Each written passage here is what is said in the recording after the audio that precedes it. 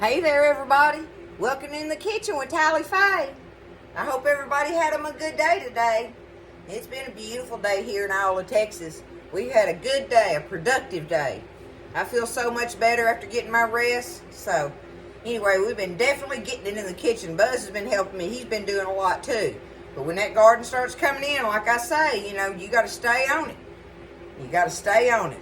But anyway, it's all good. We are so blessed. I'm on my last video for the evening, and this is old-timey as it gets, and I'm fixing to make us, from out of the garden, y'all, a skillet of okra and tomatoes, okay? I've got everything already cut up and ready. The first thing I'm going to do, though, y'all, is I'm getting my skillet hot, and I want to get me some of this, I'm going to use some of this bacon up. Otherwise, I'd use my bacon grease. My other bacon grease, but this is just this stuff is awesome, y'all. I am spoiled with this stuff, and I love it. I love it. I do get it when I can, but otherwise, I got my old bacon grease container over here, and don't think I don't use it. I do, but for stuff like this, every now and then, or certain little things, I like to use the bacon up just because it's so clean and fresh like. Okay, I'm getting that hot. The first thing I'm going to do, y'all, is I got me one medium onion cut up here. I'm going to let that onion start doing its thing in here. Uh-oh, I didn't get that cut up. There we go. I need to get this onion kind of sauteed a little bit. While that's happening, I'm going to show y'all what I've done.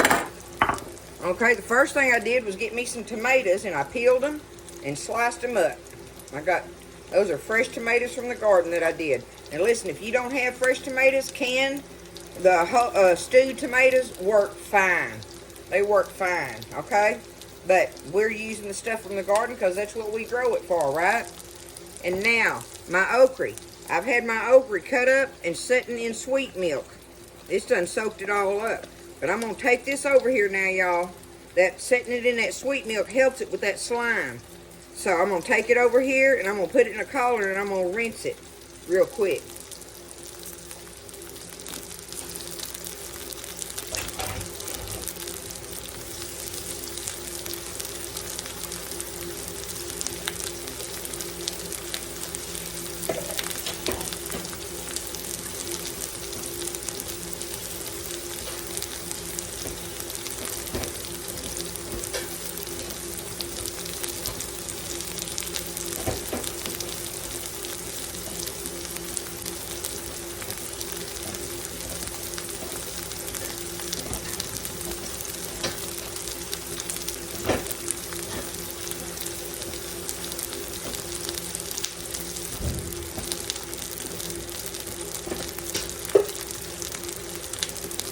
Okay, so see, I got it rinsed off now. I'm just going to let it sit here and drain in that bowl while I'm doing this other stuff.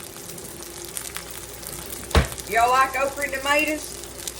That's one of those dishes that people either kind of love or hate, I think. Now, I wouldn't eat that when I was a kid, no way. But I'll eat it now. I eat so many things now that I didn't like as a kid. And it's things that I love now, too. Your taste changes as you get older, no doubt. Okay. These onions are just about where I want them.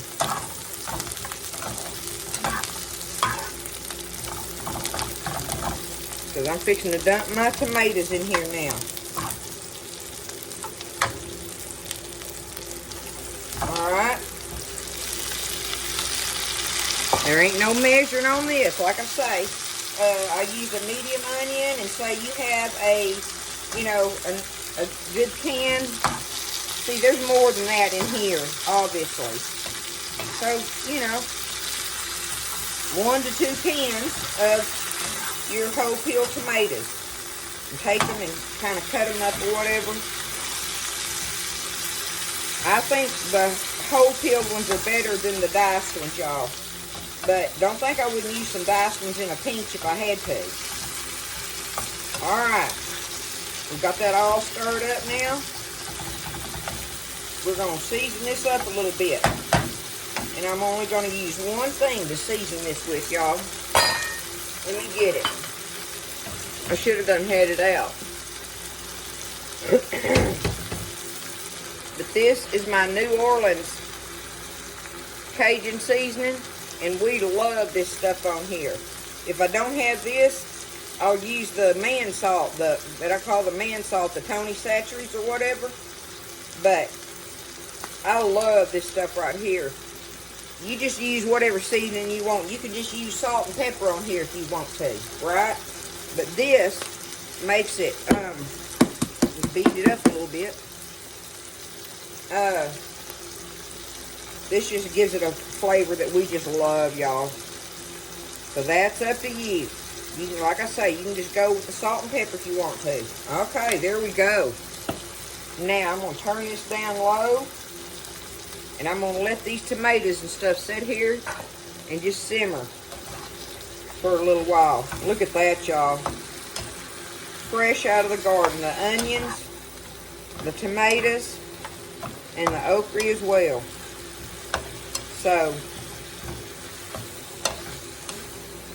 we're going to let that just sit there and kind of simmer. I'm going to turn it back up a little bit. I want it cooking more than that. Just let it cook, okay?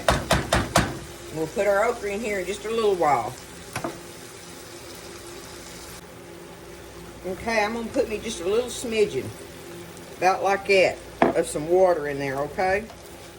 I want me some liquid in there a little bit.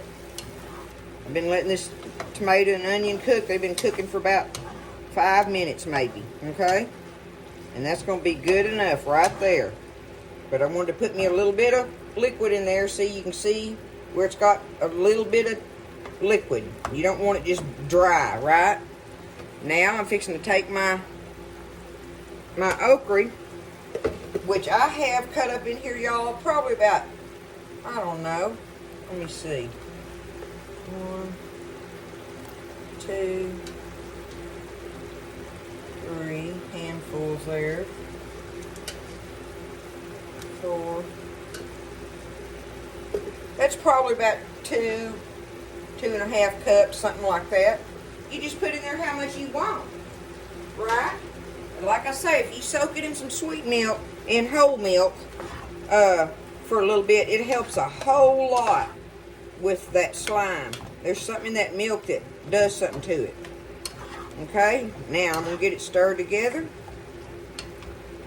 just like this. Now, see all that liquid, that okra's absorbing that liquid in there. The okra and the tomatoes and everything. So look at that, y'all. Ain't that looking good? Okay. Now, I'm just going to take me a lid. Let me get a lid here.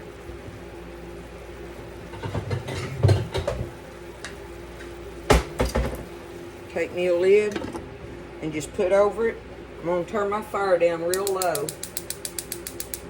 and I'm going to let it cook until that okra's done. You just open it up, check it every now and then, and poke you one of them okra bites.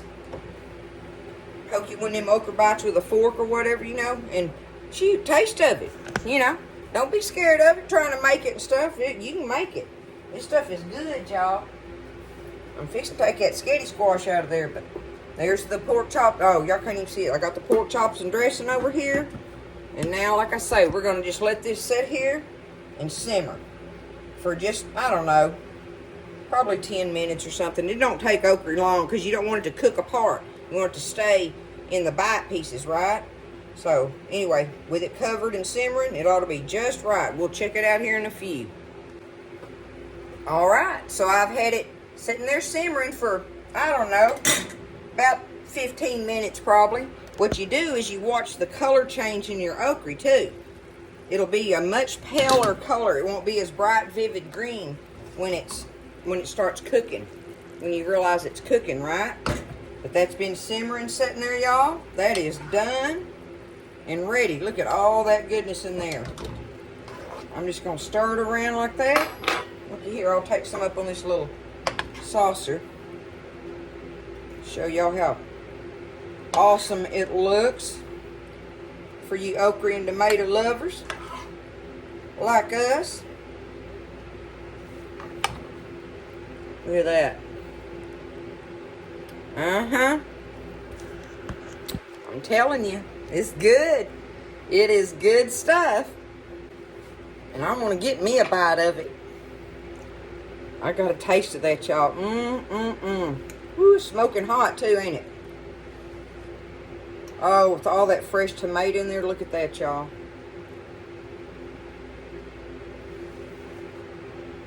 And like I say, y'all use whatever seasoning you want, right? You know, we just love that Cajun flavor with the tomato and okra thing going on, right? Okay.